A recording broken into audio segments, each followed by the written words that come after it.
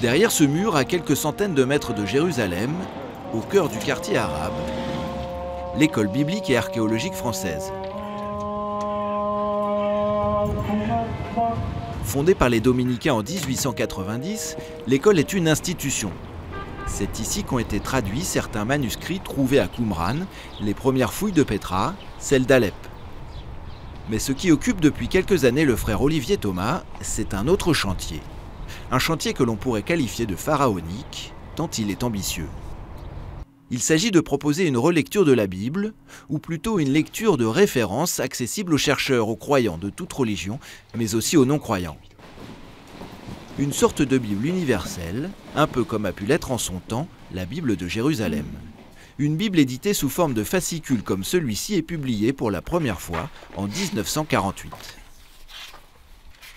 Ce travail, en quelque sorte préparatoire, mais qui pour certains est considéré comme la plus belle édition de la Bible de Jérusalem, aboutit en 1956 à une première Bible complète en un seul volume qui à l'époque ne s'appelle pas encore la Bible de Jérusalem, mais la Sainte Bible. La Sainte Bible traduite en français sous la direction de l'école biblique de Jérusalem. Et c'est le grand public qui va finir par l'appeler la Bible de Jérusalem. La Bible de Jérusalem a fait l'objet de 3 éditions. La dernière, en 1998. Au début des années 2000, les chercheurs de l'école biblique s'interrogent sur l'opportunité d'une 4e édition. Mais ils souhaitent une Bible plus pastorale et surtout une Bible qui prenne en compte la diversité des versions. Ce qui rend possible cette nouvelle approche, c'est la découverte des manuscrits de la Mer Morte. Ça se passe à Qumran.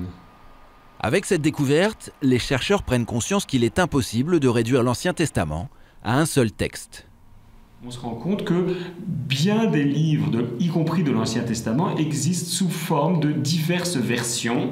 Grosso modo, une version grecque et une version hébraïque, si vous voulez, et que ces versions sont parfois fort différentes.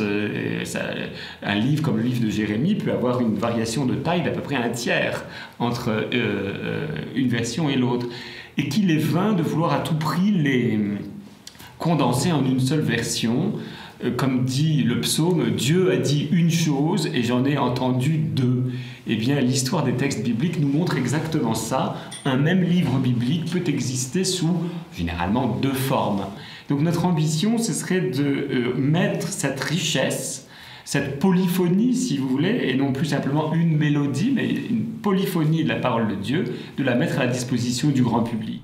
Cette polyphonie entre traditions hébraïques, grecques, araméennes ou latines est rendue possible grâce aux nouveaux médias.